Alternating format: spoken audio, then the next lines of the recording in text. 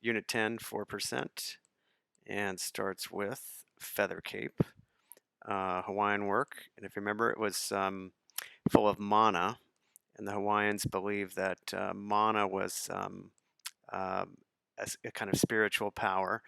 Also, very important is the family lineage, and if you wore this mana, you would be protected, and you could pass it on from generation to generation. With red was a sacred color. All right, Easter Island. These are the moai on platform. There's a group of them, and these would commemorate ancestors. They'd be on a platform looking at the island and protecting it. Then Staff God has three images, 1, 2, and 3, and it's called a God stick, has a religious aspect. They would wrap it in bark cloth, and this would also have mana, a protective quality, had some male and female elements. Then presentation of the Fiji mats. Mats were an important ceremonial gift. They gave these to the queen, and they were also bark cloth, and they had a geometric pattern, simple design but meaningful. Then Haiapu is this pattern here. This is from an island near Samoa, which is over here. And again, mana would be associated with rank, and mana could be in the body and also in objects. So the men did the hard materials and the women the soft ones. Be bark, abstract, geometric patterns. Okay, and and then this one has a particular motif of spirals and circles. So this is a special type of bark cloth. All right, Tamika Waka, this is a portrait, and it's an ancestor portrait. And to the Maoris, the ancestor is not just a portrait, but it could actually be the physical presence of the person.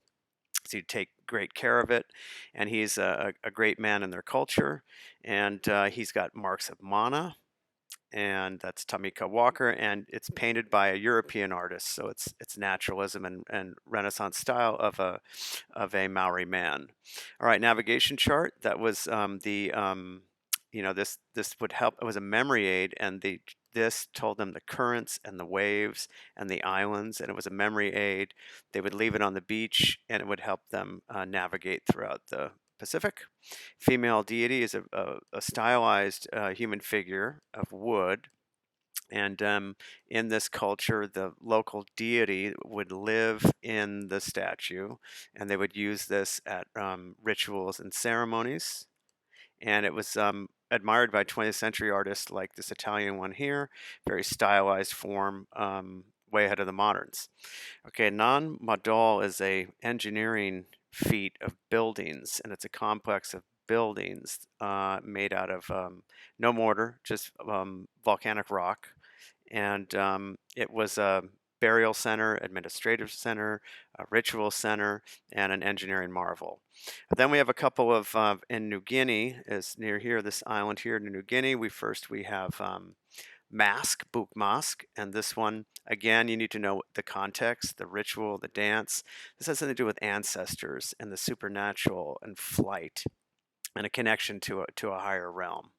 And then the last one, also New Guinea, is Malangan Mask, and here's the mask, and then there's the display of masks, and this was rituals with the dead, and also a celebration of life.